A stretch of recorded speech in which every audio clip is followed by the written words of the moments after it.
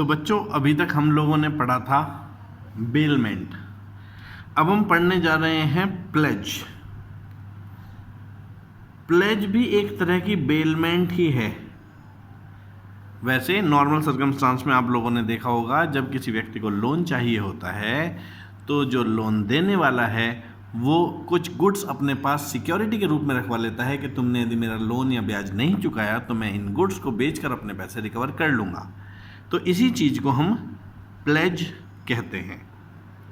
जो प्लेज करता है वो पॉनर कहलाता है, जिसके पास प्लेज की जाती है उसे पॉनी कहते हैं। तो इसीलिए कह सकते हैं कि प्लेज एक तरह की बेलमेंट ऑफ गुड्स ही है, security for payment of debt और परफॉर्मेंस ऑफ प्रॉमिस के लिए।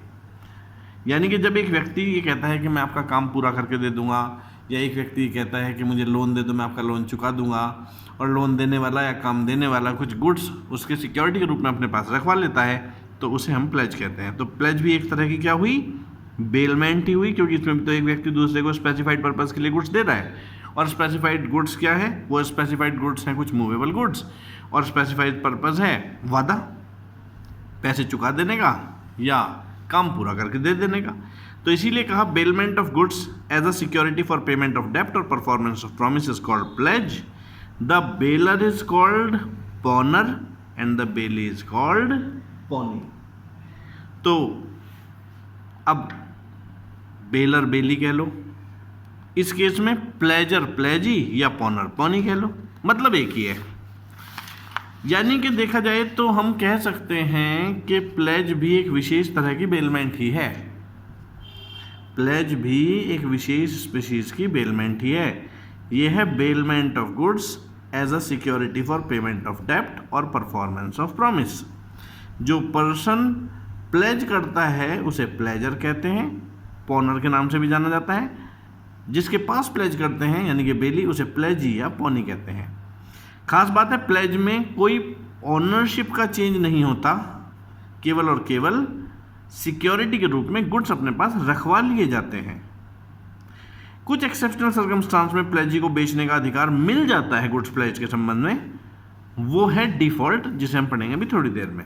पर वो उसका ऑनर नहीं है गुड्स का, चाहे भले ही उसे बेचने का अधिकार कुछ सर्कमस्टांस में मिल जाता हो। ए ने कुछ पैसे लैंड किए बी को और सिक्योरिटी के रूप में उसकी ज्वेलरी अपने पास रखवाई। ये बेलमेंट ऑफ ज्वेलरी एक प्लेज है, क्योंकि सिक्योरिटी रखवाई गई मनी बोरोड के संबंध में। यहां बी पॉनर हुआ, ए पॉनी हुआ। प्लेज होने के लिए क्या एसेंशियल एलिमेंट्स होना जरूरी है, क्योंकि प्लेज भी एक तरह की बेलमेंट ही है, इसीलिए सभी एसेंशियल एलिमेंट जो बेलमेंट के हैं वो प्लेज के भी हैं। इसके अलावा कुछ और एडिशनल एसेंशियल एलिमेंट्स भी हैं प्लेज के अंदर। तो क्यों, क्योंकि आफ्टर ऑल प्लेज भी तो एक बेलमेंट है, और जब प्लेज भी एक बेलमेंट है तो जो एसेंशियल कंडीशंस बेलमेंट में होनी चाहिए प्लेज में भी होनी चाहिए। पर कुछ बातें ध्यान रखने वाली हैं। ये बेलमेंट फॉर सिक्योरिटी है कि भाई हम तुम्हारा काम पूरा करके दे देंगे, या फिर जो हमने पैसा लिया है वो उधार चुका देंगे। खास बात है subject matter of pledge goods होते हैं, और गुड्स का मतलब यहां मूवेबल गुड्स से है। जो गुड्स हैं वे एग्जिस्टेंस में होने जरूरी हैं, और गुड्स की डिलीवरी होना जरूरी है प्लेजर से प्लेजी को। तो इसीलिए प्लेज भी एक बेलमेंट है, लेकिन ये सिक्योरिटी के रूप में दी जाती है गुड्स का दूसरे व्यक्ति को, जिसे हम प्लेजी कहते हैं। यहाँ सब्जेक्ट मैटर गुड्स यानी कि मूवेबल गुड्स होते हैं, गुड्स एग्जिस्टेंस में होने चाहिए, और गुड्स की ट्रांसफर ऑफ पोजेशन होना जरूरी होता है। यानी कि यदि हम एसेंशियल एलिमेंट्स देखें कॉन्ट्रैक्ट ऑफ प्लेज के, तो हम कह सकते हैं बेलमेंट है ये, सिक्योरिटी फॉर पेमेंट ऑफ डेप्ट और परफॉर्मेंस ऑफ प्रॉमिस के लिए। गुड्स जो हैं वे subject matter of contract of pledge है। गुड्स प्लेज एग्जिस्टेंस में होने जरूरी है, और डिलीवरी होना चाहिए पॉनर से पॉनी को। अब कुछ राइट्स की बात आती है। पॉनी के पास क्या राइट्स हैं? पॉनी वो जिसके पास गुड्स रखवाए। पौनी के पास क्या राइट्स हैं? Right to retain the pledged goods, बिल्कुल उसके पास अधिकार है गुड्स को अपने पास रखने का। जो पौनी है वो रिटेन कर सकता है गुड्स प्लेज्ड, न केवल पेमेंट ऑफ डेप्ट या परफॉर्मेंस ऑफ प्रॉमिस के लिए, बल्कि जो इंटरेस्ट ऑफ डेप्ट है और बाकी नेसेसरी एक्सपेंस जो गुड्स को प्रोटेक्ट करने में हो रहे हैं, जो उसके पोजीशन में है, उन सभी के लिए अपने पैसे रिकवर करने तक गुड्स को अपने पास रोक के रखने का अधिकार रखता है। इसे बोलते हैं right to retain the pledged goods. उदाहरण, जहां पर एम प्लेज करता है stock of goods certain loan के लिए बैंक से, तो बैंक के पास गुड्स को अपने पास रोके रखने का अधिकार है, न केवल एडजस्ट करने के लिए लोन का, बल्कि उसी सिक्योरिटी से वो इंटरेस्ट का एडजस्टमेंट भी कर सकते हैं। तो बेसिकली सी बात तो सिंपल ही है ना, कि जब हम जो लोन दिया है उसके बदले गुड्स रोक के रख सकते हैं, इंटरेस्ट के बदले गुड्स रोक के रख सकते हैं, तो प्लेज इसीलिए तो है, रोक के भी रख सकते हैं और इवन बेचने का भी अधिकार आ जाता है, वो भी पढ़ेंगे।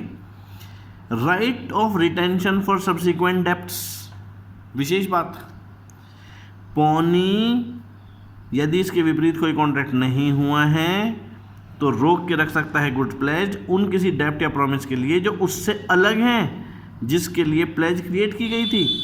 लेकिन ऐसा कॉन्ट्रैक्ट यदि इसके कंट्री किया गया है तो ऐसे केस में सब्सिक्वेंट एडवांसेस जो हैं, जो पौनी के द्वारा हैं, वो इसी कैटेगरी में आ जाएंगे। मतलब क्या है जी इस बात का? मतलब ये है, जैसे कि फॉर एग्जांपल ए ने लोन दिया 10,000 रुपये का बी को, ए ने बी को लोन दिया 10,000 रुपये का, और बदले में इसके गुड्स को अपने पास प्लेज कर दिया। धीरे धीरे बी उसका पैसा चुकाता गया, कभी 1,000 चुका दिए, कभी 500 चुका दिए, कभी 1,500 चुका दिए। जब लगभग 10,000 रुपये पूरे चुकाए जाने वाले थे, थोड़े से ही रह रहे थे, तो बी ने कहा एक और फर्दर लोन दे दो 5,000 रुपये का, तो ए ने फर्दर लोन 5,000 रुपये का दे दिया। इस बीच बी ने 10,000 रुपये पूरे चुका दिए।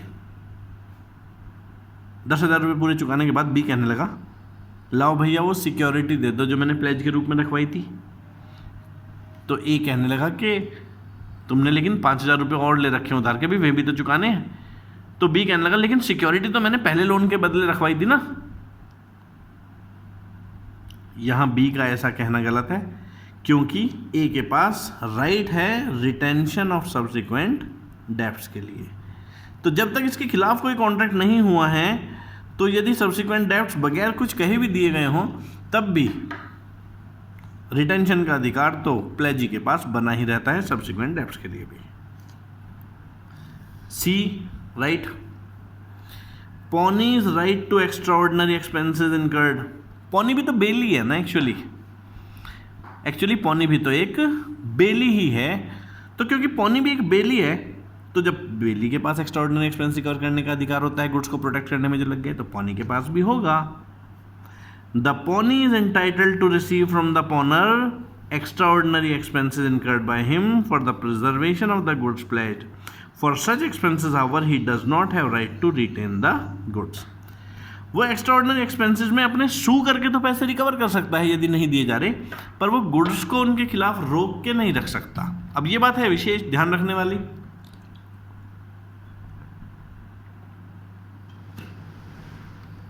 इसके ऊपर क्योंकि सिचुएशन बेस्ड क्वेश्चन बन सकता है। दोबारा देखो, the pawnee is entitled to receive from pawnor extraordinary expenses incurred by him for preservation of the goods pledged, but for such expense he does not have right to retain the goods. रोक के नहीं रख सकता वो। यदि बाकी payment कर दिया गया है, ये नहीं किया, तो सू करके रिकवर कर ले, लेकिन रोक के नहीं रख सकता। फिर उसके बाद पौनी के पास क्या राइट है यदि पौनर ने डिफॉल्ट कर दिया मतलब पैसे नहीं चुकाए होंगे, सीधी बात है। पॉनी के पास क्या राइट है यदि पॉनर ने डिफॉल्ट नहीं किया? सबसे पहले तो भाई वो नोटिस इसे जारी कर दे कि भाई तुमने पेमेंट नहीं किया है, तुम्हारा पेमेंट ड्यू है, मेरे पास तुम्हारा सामान है, यदि तुम पैसे नहीं दोगे तो मैं इसे बेच दूंगा। तो ऐसे केस में उसके पास बेचने का अधिकार है, कोलेटरल सिक्योरिटी के रूप में रखने का भी अधिकार है। लेकिन यदि नोटिस देने के बावजूद, बेचने के बावजूद भी डेफिशिएंसी रह जाती है तो ऐसे केस में पॉनी के पास अधिकार है कि वो पॉनर को सू करके उससे बैलेंस पैसे रिकवर कर ले। हाँ वो बात अलग है, लेकिन यदि जो सामान है वो ज़्यादा का बिक गया, लोन कम अमाउंट का था, तो ऐसे केस में बैलेंस जो है वो रिटर्न करना होगा। तो ये बात बहुत सरल सी और बहुत ऑब्वियस सी है। यदि पॉनर ने डिफॉल्ट किया पेमेंट करने में, डेप्ट या परफॉर्म करने में प्रॉमिस, जितना समय जैसे बताया गया था वैसे, और उसके रेस्पेक्ट में गुड्स प्लेज किए गए थे, तो पॉनी सूट ब्रिंग कर सकता है पॉनर के खिलाफ डेप्ट को रिकवर करने के लिए, प्रॉमिस को परफॉर्म कराने के लिए, और साथ में गुड्स जो उसके पास रखे थे वे तो रख ही सकता है कोलेटरल सिक्योरिटी के रूप में। उसे उन्हें बेच देने का अधिकार भी है, लेकिन रीजनेबल नोटिस देने के बाद। यदि जो प्रोसीड्स हैं ऐसी सेल से वो कम आती है जितना डेप्ट या प्रॉमिस था, तो पॉनर अभी लायबल है पे करने के लिए बैलेंस, और ऐसे केस में पॉनी उसे सू कर सकता है। लेकिन यदि अमाउंट ग्रेटर आ जाता है तो पॉनी को सरप्लस लौटा दिया जाएगा। तो ये सारे राइट्स जो हैं वो तो प्लेजी या पॉनी के थी पॉनर के खिलाफ, पर पॉनर के पास भी तो कुछ राइट्स होंगे ना। पॉनर यानी कि प्लेज करने वाला, प्लेजर। तो as a bailor of goods pawnor has also rights of the bailor, क्योंकि पॉनर आफ्टर ऑल बेलर है ना, तो उसके पास बेलर वाले जो राइट्स होते हैं वो तो होते ही हैं। लेकिन इसके पास एक और अधिकार है, और वो है रिडम्पशन ऑफ प्लेज्ड गुड्स। बेचने का भी अधिकार है उसके पास, रिडम्पशन ऑफ प्लेज्ड गुड्स। अब पॉनर के पास अधिकार है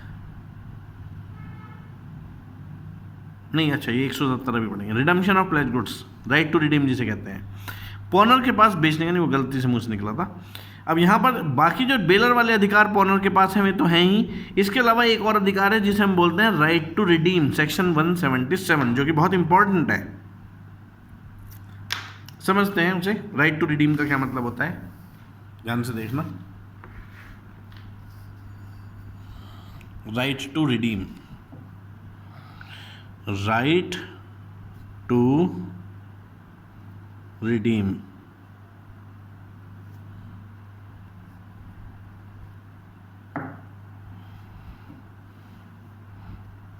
एक मनी लेंडर ने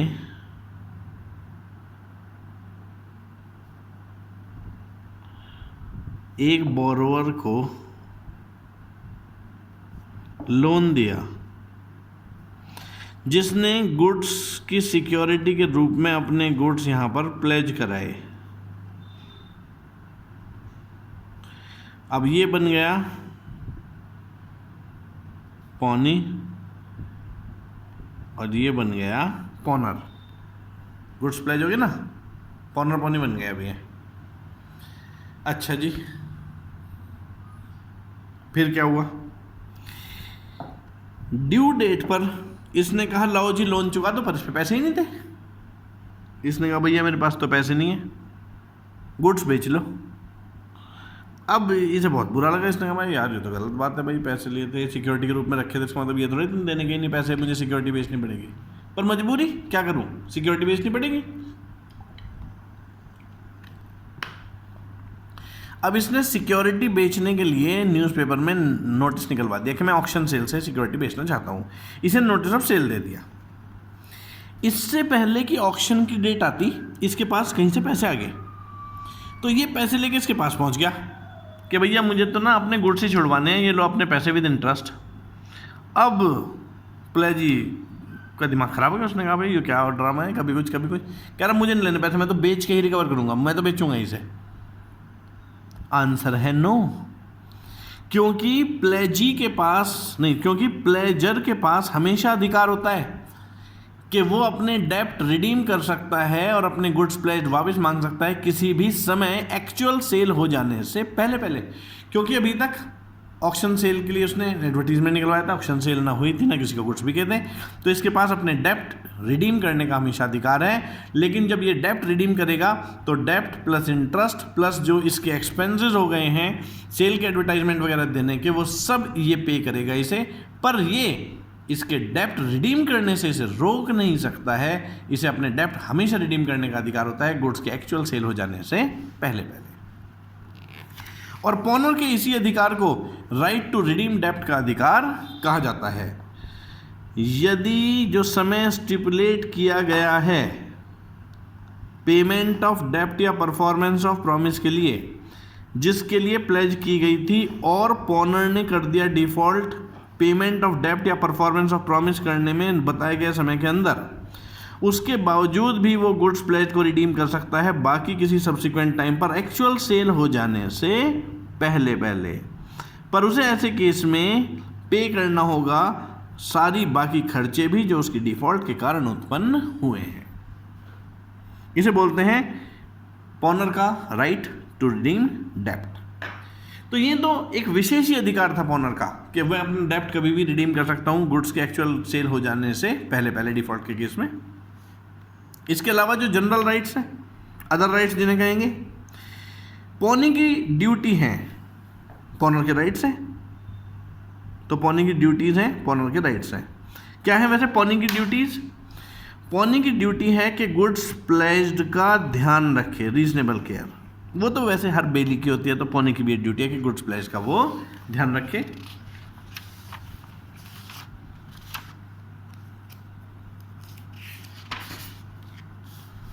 और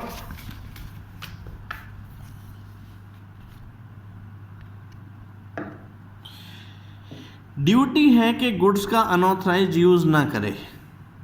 ड्यूटी है कि गुड्स लौटा दे जब उनका डेट रीपे हो जाए या प्रॉमिस परफॉर्म हो जाए। ड्यूटी बनती है कि पॉनर के गुड्स अपने गुड्स प्लेज के साथ ना मिक्स करे।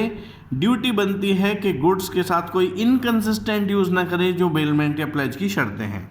ड्यूटी है कि यदि इस बीच गुड्स में कोई एडिशन हो गया है, एक्रीशन हो गया है, तो वो भी लौटाए। जैसे कि एक व्यक्ति ने लोन लिया और अपनी भैंस जो है वो प्लेज क्रिएट कर दी, इस बीच उस भैंस ने बछड़ा दे दिया, तो जब पॉनर पैसे लौटाएगा लोन के, तो जो पॉनी है वो खाली भैंस नहीं, भैंस प्लस बछड़ा दोनों देगी। क्यों? क्योंकि पॉनी की ड्यूटी बनती है कि वो एक्रीशन भी गुड्स का लौटाए। पॉनर की क्या ड्यूटी बनती है? पॉनर की क्या ड्यूटी बनती है? पॉनर की ड्यूटी बनती है कि जो डेप्ट पे करने का वादा किया था, जो प्रॉमिस परफॉर्म करने का वादा किया था, वो निश्चित समय पर निश्चित तरह से पूरा करे। उसकी ड्यूटी बनती है कि यदि पॉनर के गलत टाइट नहीं, उसकी ड्यूटी बनती है कि यदि पॉनी की एक्स्ट्रा ऑर्डिनरी खर्चा कोई होता है गुड्स को प्रिजर्व करने में, तो पॉनर उसे पे करे। ड्यूटी बनती है पॉनर की कि जब वो गुड्स पॉन करे तो डिस्क्लोज कर दे गुड्स के संबंध में सारे फॉल्ट जिसकी वजह से कोई खतरा पॉनी को हो सकता है। इसके अलावा उसकी ड्यूटी बनती है कि यदि लॉस हो जाता है पॉनी को पॉनर के टाइटल डिफेक्ट की वजह से, तो वो उसे इंडेमनीफाई भी करे। जैसे कि चोरी का सामान प्लेज कर दिया, ये वाला हम कॉन्सेप्ट पढ़ चुके थे। यदि पॉनी सेल करता है गुड्स क्योंकि पॉनर ने कर दिया था डिफॉल्ट, तो पॉनर को डेफिसिट यदि बचता है तो वो पे करना चाहिए। ये ड्यूटी बनती है उसकी। तो ये कुछ सर्कमस्टांसेस थे जो हमने rights and duties of पॉनर and pony पढ़े।